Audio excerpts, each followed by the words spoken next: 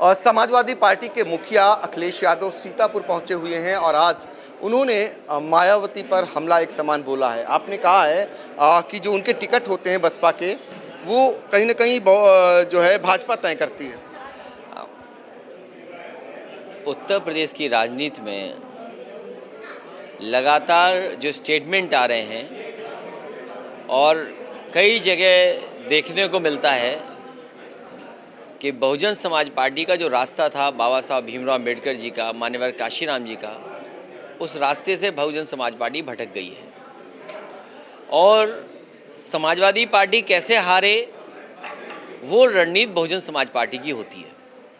ED और CBI पर आप लगातार हमलावर हैं, उनकी जो कार्यशैली है, उनके जो काम करने का तरीका है, वो क्या मानते हैं? जब दिल्ली की सरकार में कांग्रेस थी तो जितने विपक्षी दलों के नेता थे उन पर ईडी, सीबीआई, इनकम टैक्स समय समय पर लगता था। और आज कांग्रेस की हालत देखो, देश में क्या स्थिति पहुंच गई है। ये भारतीय जनता पार्टी भी उसी रास्ते पर है और आने वाले समय में आप देखेंगे देश की जनता जागरूक है, समझदार है, जानती है कि इलेक्शन पास है, इसीलिए जानबूझ करके छापे पड़ रहे हैं।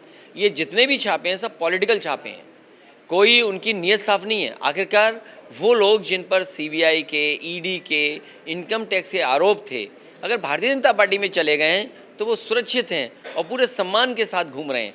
उत्तर प्रदेश में ही कई ऐसे घोटाले हुए हैं जिनकी जांच भारतीय जनता पार्टी क्यों नहीं कर रही। जी, आपने एक सवाल आज उठाया कि विधानसभा में जिस तरीके से मुख्यमंत्री जी जब खिसिया गए तो उन्होंने वो पिता पर उतर आए और हमला करने लगे। सदन में जिस तरह की भाषा थी सरकार की, वो लोकतांत्रिक भाषा नहीं थी। जो सवाल सपा की तरफ से या विपक्षी पार्टी के नेताओं ने उठाए, कम से कम उन सवालों का जवाब देना चाहिए था। और सबसे बड़ी बात यह है कि अगर नीति आयोग के मानक हम देखें, उसमें उत्तर प्रदेश कहीं ठहरता नहीं है, तो आखिरकार ये जिम्मेदारी किसकी है? कई प्राइवेट संस्थाएं जिनकी क्रेडिबिलिटी बहुत अच्छी है, वो समय समय पर किस स्टेट में कौन सा अच्छा काम हो रहा है, स्टेट कहाँ खड़ी है, तमाम पैरामीटर्स में उसकी रिपोर्ट जारी करती है। आज उत्तर प्रदेश पीछे क्यों जा रहा है? ये लोग कहते हैं कि नौकरी सबको दे दी, लेकिन इतने बड़े पैमाने पे बेरोजगारी है, चरम सीमा पर महंगाई है, न्याय मिल नहीं रहा है। आपने सपना दिखाया $1 ट्रिलियन इकोनॉमी का, पहले जो MOU किए वो ज़मीन पर नहीं आए, 35 लाख करोड़ का सपना दिखा रहे हैं, आखिर वो ज़मीन पे कैसे उतरेगा? उसके लिए आपके पास रोड मैप क्या है? रोड मैप है नहीं, इसीलिए उनकी भाषा बदल जाती है। अखिलेश जी, आखिरी सवाल, 2024 लोकसभा चुनाव की आज क्या सीतापुर से हुंकार भरी गई है और निकाय चुनाव को लेकर समाजवादी पार्टी की क्या तैयारियां हैं?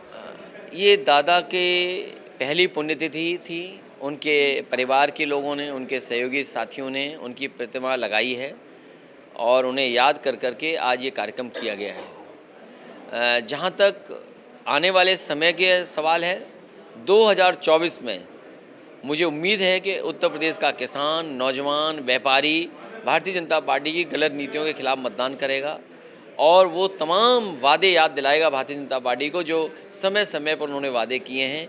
एक भी वादा ज़मीन पर नहीं उतरा, हर वादा उनका जुमला निकला। इसलिए उत्तर प्रदेश में बड़े पैमाने पर हार होने भारतीय जनता पार्टी की जा रही है। जी बिल्कुल, सीतापुर समाजवादी पार्टी का गढ़ रहा है और सीतापुर में सपा को इसकी उम्मीदें हैं। अखिलेश यादव ने भी आज ऐलान कर दिया। सीतापुर से ABP गंगा के लिए पंकज सिंह गौर।